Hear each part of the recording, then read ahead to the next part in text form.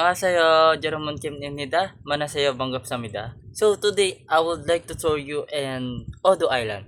So Odo Island have many beautiful spots when it comes beaches and beautiful view. So what are you waiting for? So let's go.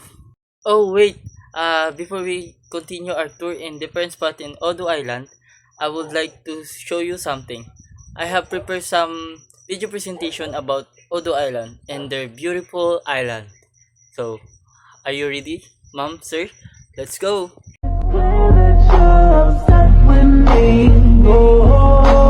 Finally girl that you couldn't impress. Last man on the earth still couldn't get this. You're delusional, boy, you're losing your mind. It's confusing. So, are you satisfied in our video presentation, ma'am, sir? If you are satisfied, so let's should start our tour. So, let's go. Let's go. So our first destination is Subin Beksa, stunning unique beach famous for its white sands made entirely of crushed coral fragments.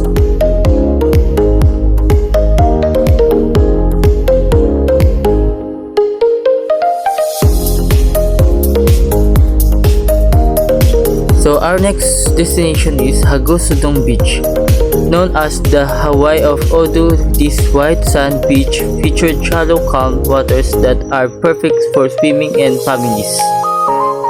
Our last destination, last but not the least, Odo Peak or Somori Orong, the highest point on the island, offering breathtaking panoramic views of the coastline and dramatic cliffs.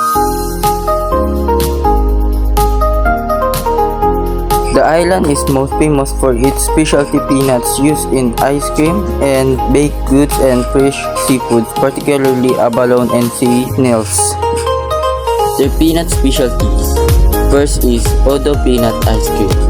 Island signature desserts served at spots like Jimmy Ice Cream, Donga, or Blanc Rocher. It's topped with roasted slightly salty peanuts for a rich flavor. Next is Odo Peanut Lattes and Shakes. Fragrant nutty beverage frequently found at beachfront cafes like Blanc Rocher. The last is Peanut Butter Sun and Cookies.